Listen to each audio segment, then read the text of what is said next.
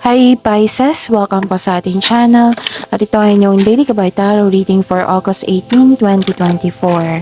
Please be reminded kung naka-resonate kayo, comment down. Kung hindi kayo naka-resonate, ibigay niyo po sa iba kasi channel reading po ito. This is for you Pisces ngayong August 18, 2024.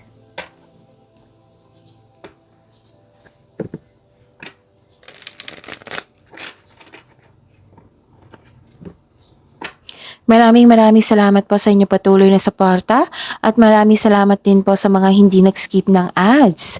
Gamitin ang reading na ito bilang gabay lamang. Sa mga hindi pa nag-subscribe, subscribe na po kayo at click bell notification para malaman nyo na may bago tayong video. Para sa mga gustong magpa-reading po, may lumabas dyan sa screen nyo ngayon. Panoorin nyo po at sundin ang instruction.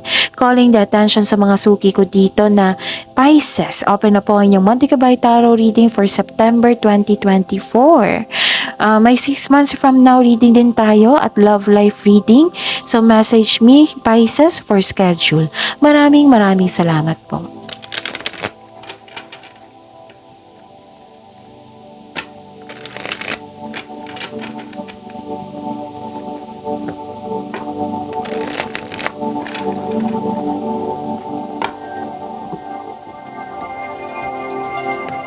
Para po ito sa inyo Pisces ngayong August 18, 2024.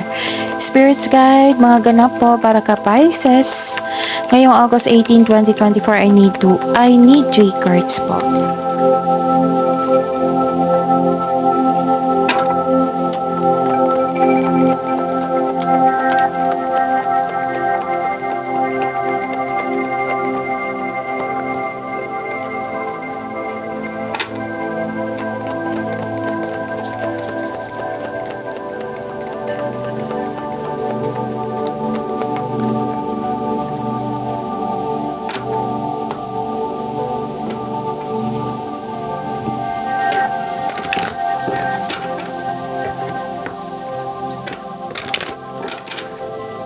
Spirits Guide, message po para kay Pisces ngayong August 18, 2024.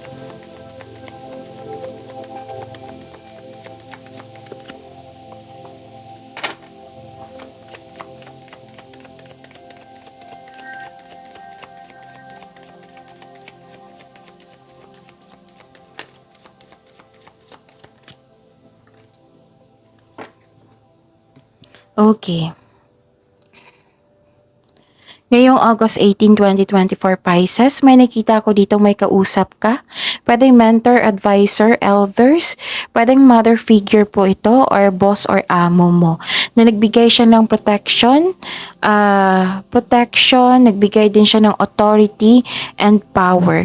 Nang dahil sa kanyang guidance, dahil sa kanyang mga ginagawa na para sa iyo ay nagkaroon po ng self-improvement. Like for example, nagkaroon kayo ng confidence, bumalik kayo, na-motivate kayo, tinulungan kanya para mabuo mo yung plano mo sa buhay.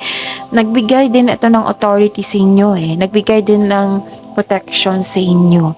So, you're talking about your career, finances, about your position, yan. Nag-talk din kayo about sa big business po. And love is blooming po. Nakikita ko dito na may romance, affection, attraction. Yes, nakikita ko dito and full of emotions kayo si Pisces.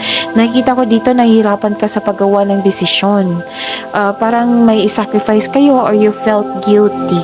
Okay? So don't let hold you back. Don't let your past hold you back. So release these old emotions, yung mga nangyari sa nakaraan na nasaktan kayo, marahil nasaktan kayo. So i-release nyo yan kasi hindi nyo na kailangan yan ngayon. Kasi we're aiming for peace of mind po dito para magkaroon ng happiness po. So focus po tayo sa present po para sa future.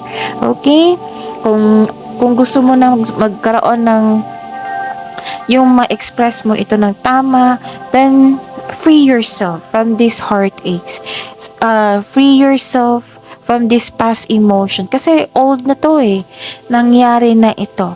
So kung parating mo tong iniisip, then make a solution. time for reflection po ay kailangan. Nakakatulong yan para sa pag-stop ng overthinking. And your commitment is being tested. It might be this is temptation about sa buhay pag-ibig or nagkaroon ng commitment sa businesses or sa trabaho na nagkaroon ng challenges, okay? So, pero most of you your commitment is being tested talaga. So, sa mga may commitment na dyan, then, baka po, pag-isipan po nyo ng mabuti kasi may temptation ako nakita. Okay? Pero at the end of the day, kayo po ang mag-desisyon yan kasi buhay nyo po iyan. Spirits Guide, energy po ni Pisces ngayong August 18, 2024.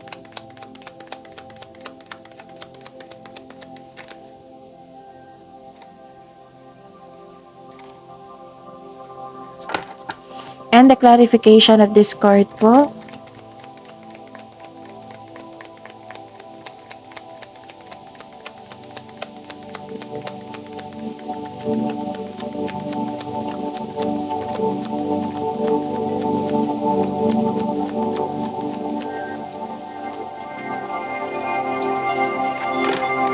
This is a daily reminder para hindi kayo maguluhan, para hindi kayo malito. Panoorin nyo po yung last 4 days kabay tarot reading nyo po.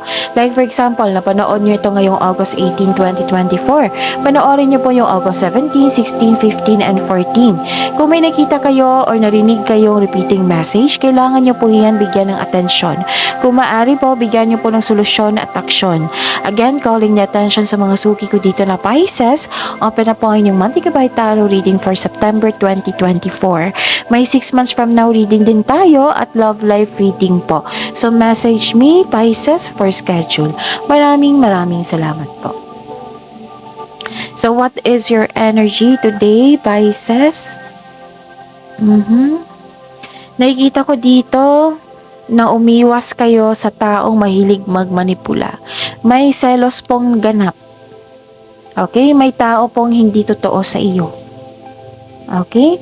Tapos, makinig po daw kayo sa inyong intuition. Instead of overthinking, makinig sa inyong intuition kasi siya yung maggagabay sa iyo patungo sa right path. And believe in yourself. Magtiwala sa inyong sarili. So, it's time to reconnect to yourself, listen to your intuition, redirect your energies, and have faith sa universe. Okay? Yun. You have to help yourself po. Umiwas sa taong manloloko. Bigyan ng solusyon kung nagkaroon po ng insecurity or selos. Okay? Ano pa? Nagkaroon ng hindi pagkakasundo dito yung sa isang tao. I think this is about love life eh. Nagkaroon ng disharmony. Pwede din sa career and money to ha. Kasi pinahalagan mo yung career and money mo eh. Nagkaroon bang hindi pagkakasundo eh. Nagkaroon ng disbalance, nagkaroon ng frustration. Pwede din separation po ito. Or overcommitment. Yes, nalilito ka talaga sa paggawa ng desisyon. Which is lumabas talaga. 2 card na po nagsabi dito.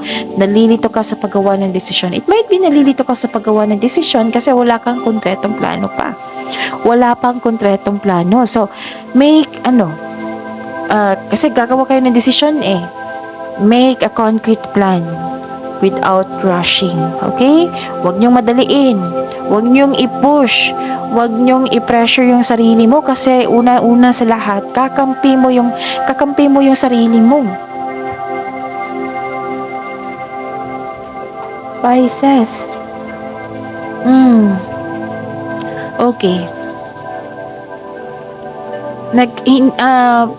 Pwedeng tampuhan din ito. Pwedeng disconnection talaga na hindi na kayo nag-usap. Naghiwalay or nag-cool off. Basta may separation ako nakikita dito. Pwede din na kayo pa pero nagkaroon ng tampuhan. Okay, Pisces? Binigyan kayo ng solusyon. Konkretong plano para hindi na kayo maguluhan.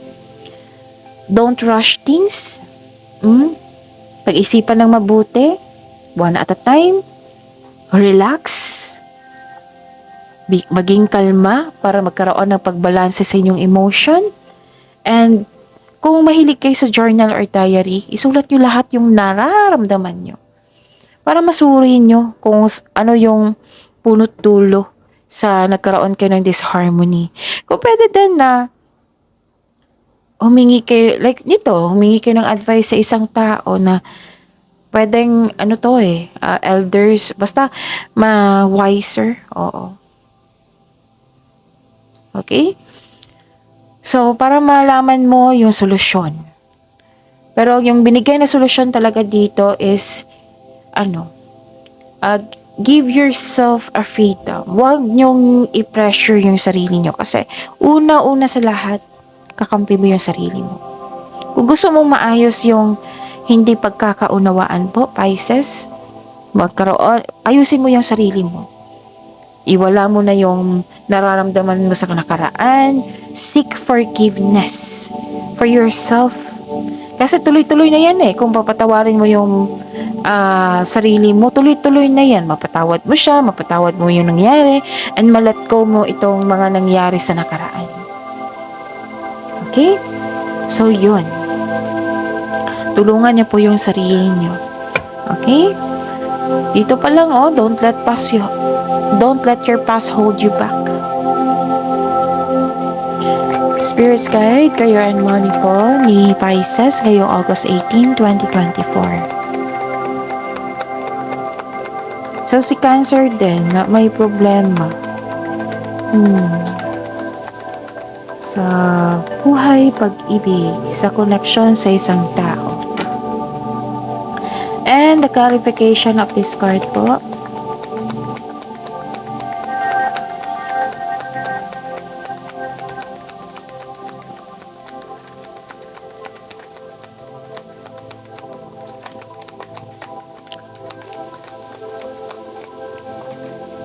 Okay.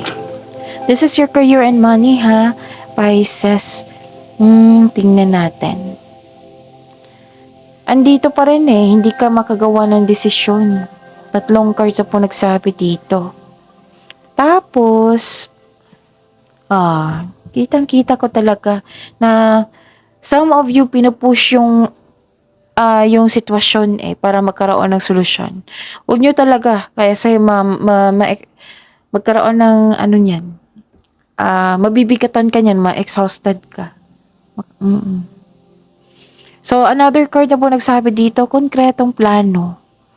Kasi nabibigatan kayo sa paggawa dito ng desisyon Konkretong plano, another card, that is a repeating message. So, anong sabi ko kanina, everyday na sinasabi ko sa inyo, bigyan ng atensyon. Kung maaari, bigyan niyo po ng solusyon at aksyon.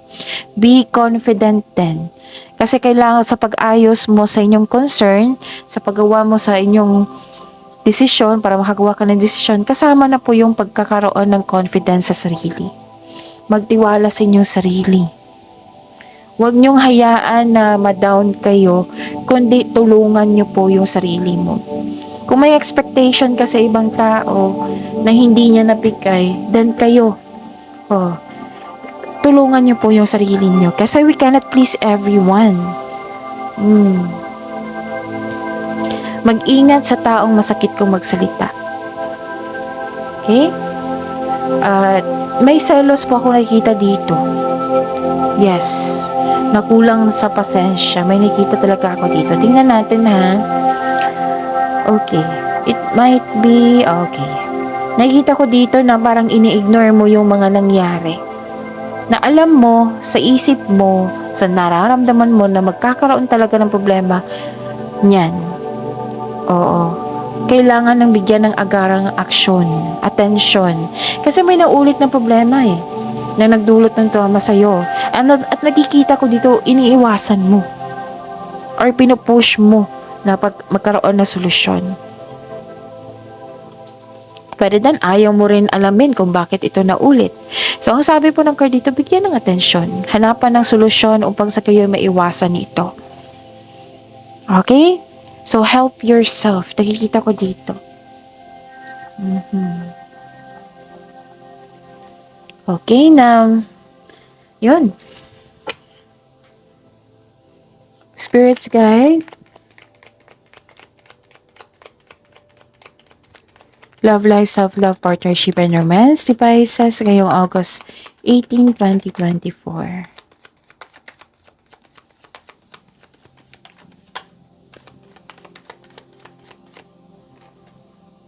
At, and the clarification po.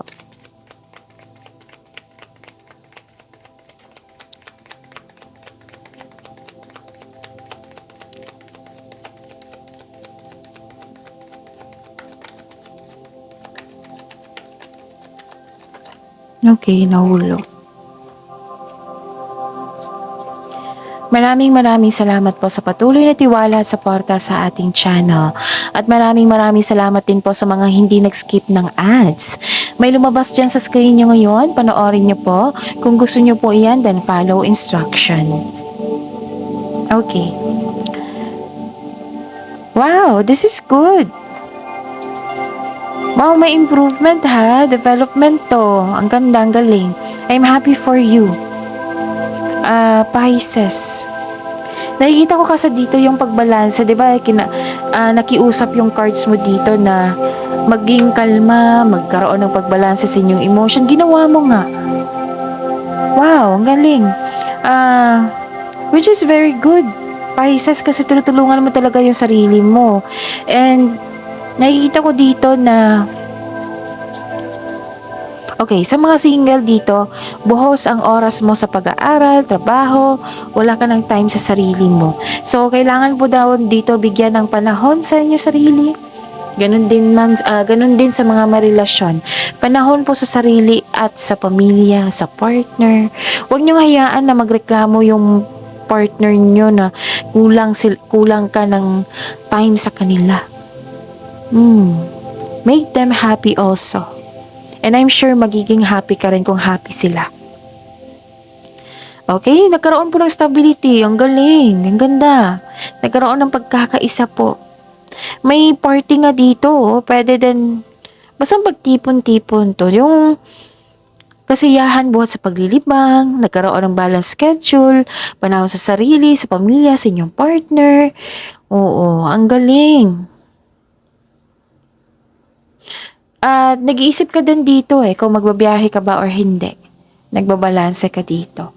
Okay? Tapos, yun, tamang pag-manage talaga. So, you're giving time for yourself, for your family, for your partner. Ang galing. This is very good ha. This is I'm